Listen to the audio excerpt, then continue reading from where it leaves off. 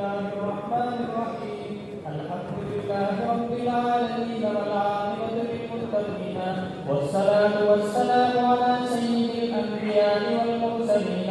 وعلى آله وأصحابه أجمعين أما بعد فأقول العبد محمد لقمان بن محمد أمين البكراني قال حدثنا فضيلة الشيخ مولانا مفتي محمود أحمد حفظه الله تعالى قال حدثنا فضيلة الشيخ مولانا صوفي عبد الحليم السوادي رحمه الله تعالى قال حدثنا فضيلة الشيخ شيخ الأدب مولانا يعزى علي الأمروهي رحمه الله تعالى قال حدثنا فضيلة الشيخ شيخ الهند مولانا محمود حسن الديوبندي رحمه الله تعالى وبالسند المتصل منا إلى الشيخ الإمام الهمام الحافظ الحجة إمام أبي عيسى محمد بن عيسى بن سورة الترمذي رحمه الله تعالى اللهم انفعنا بعلومه وعلومكم وعلوم مشايخنا وعلوم سائر الصالحين في الدارين آمين. وقال حدثنا عبد الله بن أبي زياد قال حدثنا يعقوب بن إبراهيم بن سعد قال حدثنا ابن أخي بن شهاب الزهري عن عبده قال أبو سلمة قال أبو قتادة رضي الله تعالى عنه قال رسول الله صلى الله عليه وسلم من رآني يعني في النوم فقد رأى الحق. وبه قال حدثنا عبد الله بن عبد الرحمن قال أخبرنا معل بن حسن قال حدثنا عبد العزيز بن المختار قال حدثنا ثابت عن أنس رضي الله تعالى عنه أن رسول الله صلى الله عليه وسلم قال من رآني في المنام فقد رآني فإن الشيطان لا يتخيل بي. قال ورؤيا المؤمن جزء من 46 جزءا من النبوة. بسم الله الرحمن الرحيم اللهم صل على محمد وعلى آل محمد كما تحب وترضى. امام ترمذی رحمۃ اللہ تعالی علیہ نے شمائل ترمذی کا آخری باب قائم کیا ہے اس عنوان سے کہ خواب میں نبی مکرم صلی اللہ علیہ وسلم کی زیارت کرنا.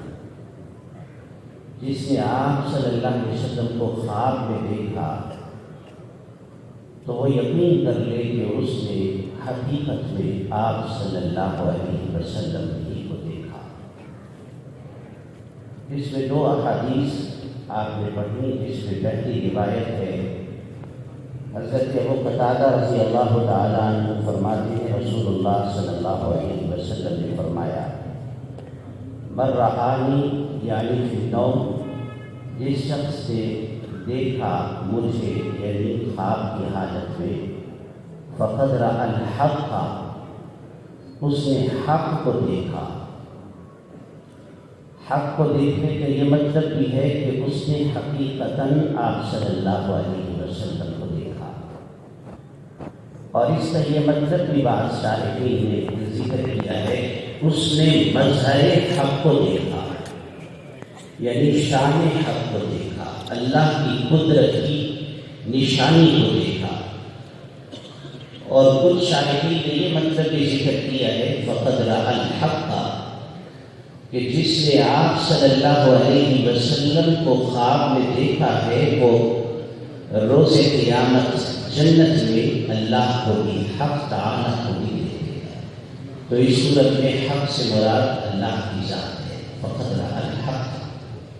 اور اگلی روایت کے الفاظ یہ ہیں آپ صلی اللہ علیہ وسلم کے ارشاد گرامی ہے من رآنی فی المنام فقد رآنی جس نے مجھے خواب میں دیکھا اس نے مجھے کو دیکھا. فإن الشیطان لا یتخیل بی کیونکہ شیطان میری صورت نہیں بنا سکتا. شیطان میری صورت بنا کر کسی کے خیال میں نہیں آ سکتا, کسی کے خواب میں نہیں آ سکتا. شمائل ترمذی الشمائل النبی صلی اللہ علیہ وسلم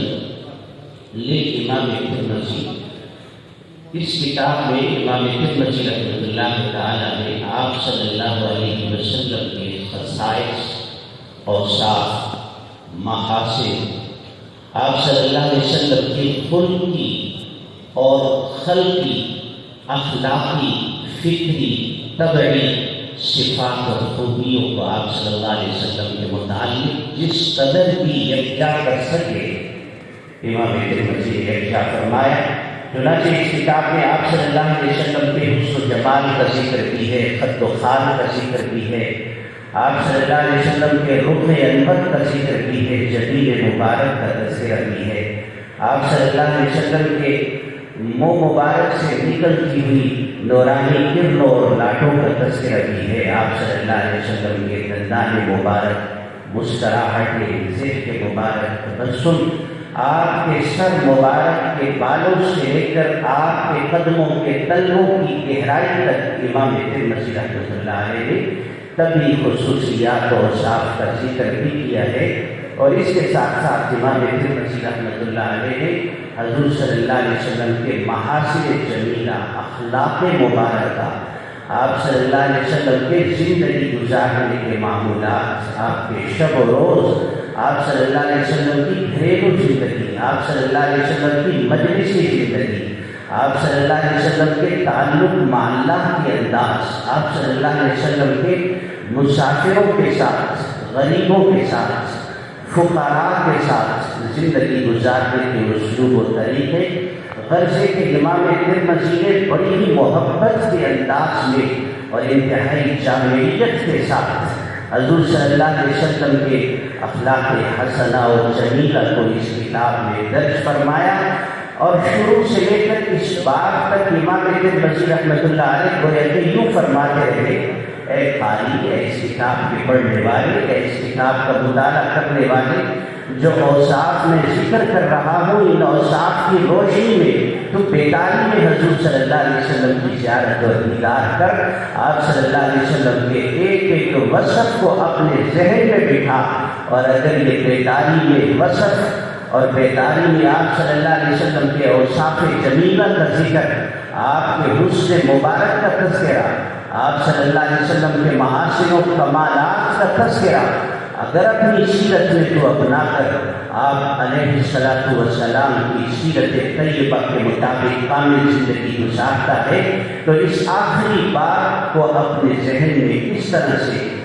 اس کی مناسبت کو رکھنا کہ انشاءاللہ اللہ سے امید رکھو کہ پھر اللہ خواب میں بھی تمہیں آپ کی زیارت نصیب فرما دیں گے۔ تو شروع کے ابواب میں امام ترمذی نے حضور صلی اللہ علیہ وسلم کے اخلاق کا ذکر کر کے گویا کہ بیداری کی حالت میں آپ کے دیدار کا انداز اور آپ صلی اللہ علیہ وسلم کو دیکھنے، اپنی نظروں کے سامنے رکھنے کا انداز ذکر فرمایا، اور آخر میں آپ صلی اللہ علیہ وسلم کے خواب میں دیدار کرنے کے اوصاف کا ذکر ہوا۔ اور پھر حدیث بھی وہ لے کے آئے کہ یہاں سلسلہ بس نہیں ہوتا،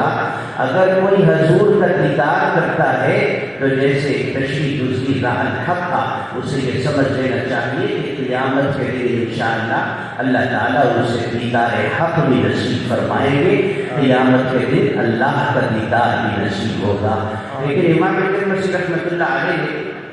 چند ایک الفاظ مزید کی روایت فرمائی اس حوالے سے۔ ایک تو یہی ہے کہ آپ صلی اللہ علیہ وسلم نے فرمایا فقد رآنی، اس نے مجھے دیکھا، ایک لفظ یہ ہے رأى الحق، اس نے حق کو دیکھا،